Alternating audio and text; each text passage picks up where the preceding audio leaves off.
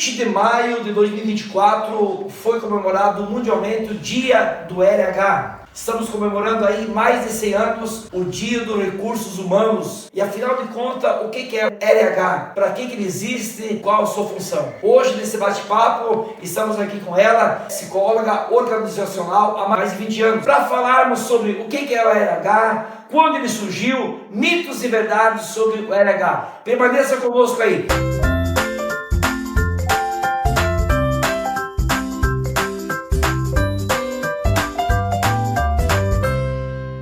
Bem-vinda, Denise! Que bom ter aqui conosco a Denise. Professor. Quem é a Denise Facho? O que você faz, Denise? Há quanto tempo? A sua missão? Te apresenta melhor aí para nós, para o ouvinte. Professor, eu trabalho há 20 anos com psicologia organizacional, trabalho com pessoas. Certo. Eu costumo brincar que onde tem pessoas eu entro. E hoje estamos aqui para falar um pouquinho do RH. Certo. RH, gestão de pessoas, né? Cada empresa de repente coloca um nome. Certo. Outros nomes para esse setor. E o RH, gestão de pessoas, nada mais é do que o setor responsável por administrar o capital humano dentro de uma empresa. Uma empresa é feita de pessoas para pessoas. Certo. E gerir pessoas, professor, não é fácil. Eu estava lendo, Denise, que o RH então surgiu há 100 anos atrás, né? 104 anos, e ele teve a missão de preparar pessoas ou selecionar pessoas para distribuir essas pessoas de uma melhor forma dentro das incorporações das empresas americanas, né? Lá no começo do século XX. Mas, Denise, como fazer uma empresa, quantos funcionários ela precisa ter em média para ter o seu próprio RH? E quando ela não tem, o mínimo é bom que tenha para ter o RH. E quando não tem, a quem procurar? Você que é empresário, nós temos empresários vendo o nosso canal, nós temos pessoas que vão abrir empresas e precisa saber, né, qual é a configuração de uma empresa, né? Se é a empresa que vai contratar essas pessoas. Então fale para nós um pouco mais sobre quantas pessoas, quantos funcionários para ter um RH. Não existe um número mínimo. Certo. Se existe funcionário, 1, 2, 3, 500, certo. é muito importante que essa empresa tenha o setor de RH. Porque a empresa que não tem esse setor de RH, pode ser uma auxiliar. Certo. E esse auxiliar de RH vai ser orientado, vai ser acompanhado, né? Certo. Pode ser um analista de RH, Isso. pode ser um coordenador, enfim. Independente do número de funcionários que você tem. Se eu não tenho um responsável pelo RH, normalmente é o gestor quem faz esse trabalho. É o proprietário que faz esse trabalho. Entendi. E é muito caro para um gestor se tornar RH. É muito caro para ele se tornar um RH daí. E quando nós falamos em RH, né, em gestão de pessoas, professor, existem muitos mitos ainda que precisam ser olhados, alinhados. Eu vou contratar um RH para organizar as festinhas, as confraternizações, para ir no velório, para ir no entregar bombom, entregar bilhete. Também. O RH também olha para isso. Porém, o papel importante do RH, professor, é olhar para os processos, para as políticas, para as normas, organizar esses fluxos para que eles aconteçam de uma forma clara dentro da empresa. Os processos é de fundamental importância para que essa empresa ela tenha uma saúde, né? ela tenha um crescimento saudável. Eu gosto daquela frase, Denise, que John Maxwell, um grande líder dos Estados Unidos, ele tem vários livros, né? Dentre eles, o Líder 360 Graus, tem uma frase que me chama a atenção, acho que ela cabe aqui nessa fala. John Maxwell diz o seguinte: não basta você ter os melhores jogadores do time, é necessário que eles estejam na posição adequada ou correta. Então, o que a gente tem percebido em muitas empresas, talvez seja a realidade da pessoa que está nos ouvindo, muitas vezes você tem uma equipe top, pessoas capazes, pessoas de confiança, mas muitas vezes essas pessoas elas podem estar na posição inadequada. Isso acontece? Muito. Ainda hoje? É o que a gente fala. Muitas vezes vamos precisar mexer aí no jogo de xadrez. A pessoa certa no lugar errado. Então nós olhamos, o RH olha para esse interno. Quando nós falamos em RH, nós falamos em subsistemas. Certo. E existem alguns subsistemas do RH. Um deles é a provisão, que é exatamente isso que o senhor está falando, professor. Assim, recrutamento e seleção. Certo. De repente é um dos mais importantes subsistemas do RH. Porque se eu contrato errado, posso acabar com todo o meu time. A minha empresa, ela pode não ir para frente, mas para trás. Então, recrutamento e seleção bem feito é de extrema importância dentro da sua empresa. Tem uma frase muito bacana. Ela fala: demore para contratar, mas seja rápido para demitir. Hoje, na ânsia, eu preciso contratar para ontem, né? Vamos reformular essa frase? Porque às vezes essa ânsia na contratação vai estragar todo um time que eu já tenho. Muito bem, Adelizes, mas então qual é a função do RH dentro de uma empresa? Qual o papel desse recursos humanos? São vários papéis do RH dentro da empresa. Certo. Como eu falei, né, eu comentei antes, professor, não é só o aniversário, não é só né, organizar as festas, não é isso. Mas é os processos, as políticas, criar manuais. Também nós temos manual de conduta, regimento interno, as políticas dentro da empresa, políticas de férias, políticas de benefícios. Então nós temos a provisão, que é o recrutamento e seleção, que é captar a pessoa certa para o lugar certo, fazer aí esse recrutamento. Nós temos a aplicação de pessoas, que é o quê? Descrição de cargos. Uma empresa, professora, ela tem que ter a descrição de cargos muito clara. Quando uma pessoa, um candidato entra numa empresa, ele tem que ter claro o que ele vai fazer, o que essa empresa espera dele, o que ele precisa entregar. E uma pergunta, Denise, quando a empresa está crescendo, suponhamos uma empresa tem 10 funcionários, certo? 10 colaboradores, vamos chamar eles melhores, né? A empresa tem 10 colaboradores, né? A empresa está em ascensão, está crescendo. E o RH tem essa missão também, digamos, de descrever lá para os gestores, olha, aqui já está comportando X vaga, aqui já dentro do processo, essa leitura do que está acontecendo dentro da empresa, das novas funções que precisam ter, novas demandas, essa leitura é a gestão que faz ou a RH pode e deve também dizer, olha, aqui já está comportando, digamos, X profissional já deve fazer parte do time. É você? Explica para nós. O RH. É o RH? É o RH que faz esse head count, né? Essa contagem de cabeças, né? Quantas cabeças para determinado setor, determinado departamento? Tá muito, tá pouco, tá faltando, tá sobrando? Entendi. Qual é a função? Qual é o retorno? Porque assim, então está faltando funcionário, vamos contratar, mas qual retorno que esse funcionário vai dar? Porque o funcionário tem que trazer um retorno. Certo. Não dá para contratar para encher. Toda essa contagem é o RH que faz. Outro papel muito importante, professor, é as avaliações. Então hoje nós temos muitas avaliações de desempenho no mercado. Certo. Ela é muito utilizada para a gente avaliar realmente o desempenho do funcionário. Qual é o caminho dele? Qual é a trajetória dele dentro da empresa? Quais os passos a serem tomados por uma empresa, então, que tem os seus funcionários, precisa contratar mais, tem como ter assessoria de vocês e também, aproveitando aí, Adelise, como vocês podem dar suporte para uma empresa para ela criar o seu RH? As empresas, né, me procuram para implantar o RH. Certo. Então eu entro em empresas que não têm o RH. Certo. Não tem esse setor, não tem esse departamento. Certo. Então nós implantamos do zero. Né?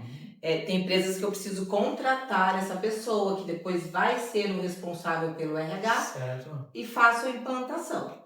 Todos os subsistemas, todo o passo a passo do RH. E a contratação também. Então tem pessoas, empresas que me procuram para contratação. Então eu faço toda a contratação e entrego o funcionário para essa empresa, que é o recrutamento e seleção. Porque a gente divide, né, os subsistemas. Então tem empresas que me procuram somente para recrutamento e seleção e outras para implantar o RH. São empresas, independente do número de funcionários, que ainda não tem um RH. Qual é o nome da empresa? Quem é a empresa? Onde está a Denise? Fala para nós aí. Como as pessoas achar você aí. Isso. AF, Psicologia Organizacional e Consultoria. Certo. Atendo online, faço reuniões online, Certo. faço atendimentos. Então hoje, digamos, uma empresa, vamos dizer aqui, lá em Dourados, Mato Grosso do Sul, o dono da empresa está vendo que a equipe dele precisa de uns ajustes e ele não sabe como fazer isso, suponhamos. Se ele contratar a empresa de vocês aqui, ele reunir essas pessoas online numa sala, vocês conseguem fazer um trabalho? Já aconteceu isso? Já tem exemplos? Já aconteceu. Você pode dar um exemplo, não precisa citar o nome da empresa, mas alguma cidade, no Brasil, algum lugar? Aconteceu isso já? Já fiz atendimentos. Empresas de Sinop, certo. Empresas de Mato Grosso do Sul, certo. Empresas no Paraná. Já fiz algumas escutas aí, algumas implantações aí. Muito bem, você que está nos assistindo, se você não é inscrito no canal Socializando com o Professor Gilberto, se inscreve aí, ativa o sininho. Você que tem um parente, um amigo que tem uma empresa e você está vendo que esse empresário, um novo empresário, está com dúvidas de como proceder na sua empresa, envie o link aí desse canal e você vai equipar, ajudar essa pessoa a preparar melhor o seu time e avançar no processo e naquilo que ele se propôs a fazer, não é verdade? Exato. Muito bem, Adelise, eu já ouvi esse mito, alguém falando, poxa, eu vou investir no meu funcionário, no meu colaborador, vou capacitar, vou trazer pessoas aqui, vou melhorar essa pessoa, e se essa pessoa resolve ir embora? Como é que eu fico? É melhor investir e talvez ele ir embora? Ou eu deixo ele mesmo trazendo problema para mim? Como agir nessa situação? Excelente mito, professor. Excelente mito. Certo. Realmente, né? Os gestores falam, mas eu vou investir, a pessoa vai embora e aí, certo, o dinheiro que eu investi. Mas e o que vale mais? Você investir na sua empresa, você investir no funcionário para que ele fique e te dê resultados, ou deixar um funcionário que não está te dando resultado nenhum? Pelo contrário, muitas vezes está puxando a empresa para baixo. É claro que investir é sempre melhor. Certo. E uma empresa, hoje principalmente, ela precisa investir em treinamento. Assim, professor, não é qualquer treinamento. Eu preciso ter muito claro. Existem umas perguntinhas mágicas. Quando treinar? Quem treinar? Como treinar? Por que treinar? E quanto vai ser esse treinamento? Você falando aí, Denise, eu lembro que eu trabalhei numa empresa, posso até citar o nome dela aqui, a Creme, Blumenau, Santa Catarina. Olha. Trabalhei 13 anos e meio nessa empresa. E na época estava tendo algum tipo de desperdício na empresa. Empresa de 3 mil funcionários. Eles inventaram, o RH, a equipe gestora, inventou o seguinte: vamos criar aqui a visita da sogra. O que é a visita da sogra? Pessoas de um setor, em determinado tempo da semana, digamos X dias da semana, pessoas desse setor visitavam outro setor. E as pessoas chegavam lá no outro setor de trabalho e perguntavam, por exemplo, Fábio, o que essa caixa está fazendo aí no chão? O que tem dentro dessa caixa? Ah, a pessoa dizia, não, essa caixa aí a gente já deixou aí para descartar, mas a gente não jogou fora ainda. Não, essa caixa pode dar um acidente de trabalho, vamos eliminar ela? Vamos eliminar. Aí, semana que vem, o Fábio do setor da tinturaria visitava aqui a tecelagem. Gilberto, o que está fazendo aquele rolo de algodão ali? Ah, Fábio, aí, né, a visita da sogra. Porque a sogra, quando chega em casa, ela faz uma varredura, né? Quem está fazendo tal coisa, quem está fazendo tal coisa.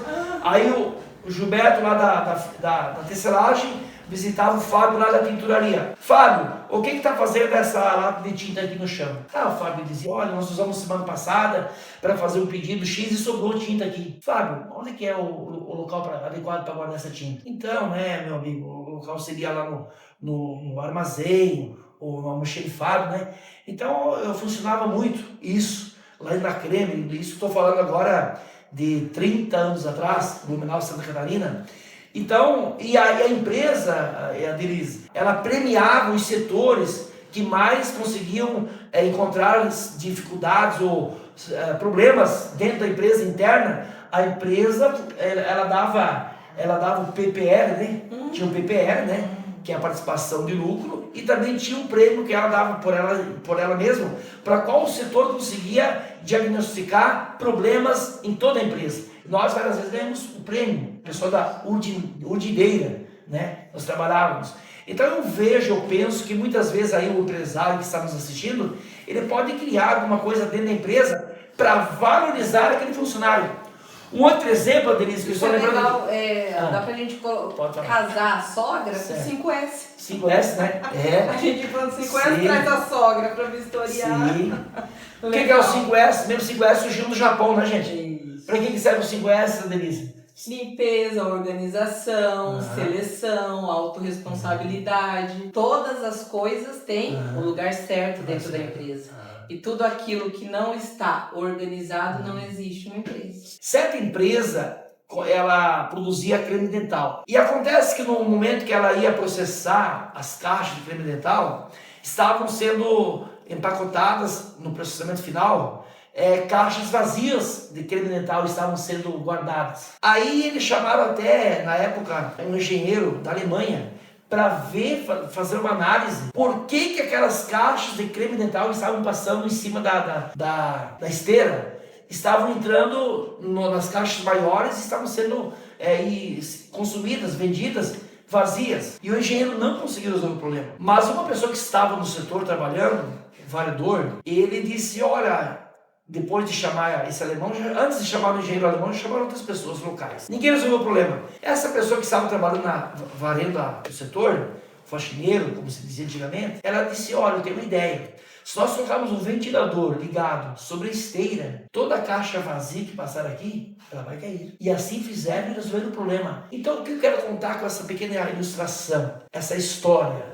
Adelise? Muitas vezes você que é o dono de uma empresa, legal contratarmos pessoas sem RH, mas muitas vezes o dono da empresa precisa ter o seu olhar sensível, porque pessoas que estão dentro do setor, muitas vezes a pessoa tem respostas. Quem está todo dia também dentro do setor, todo dia fazendo a mesma coisa, muitas vezes tem muitas respostas. E se você valorizar esse funcionário, esse colaborador, se você saber trabalhar com essa pessoa, ele pode entregar mais do que aquilo que ele está fazendo. Isso ser um exemplo, você concorda com essa fala, Luiz? Com certeza, com certeza. Nós estamos aqui negligenciando, e pode ser alguma, pessoas, empresas que... Não, com certeza. E isso que o senhor falou, essa historinha que o senhor contou, entra muito na manutenção de pessoas, Certo. que também é um subsistema do RH, Certo. que é remunerar bem, né? Será que eu tenho benefícios atrativos para esses funcionários? Isso. Estou olhando para esse funcionário, saúde mental. Hoje, professor,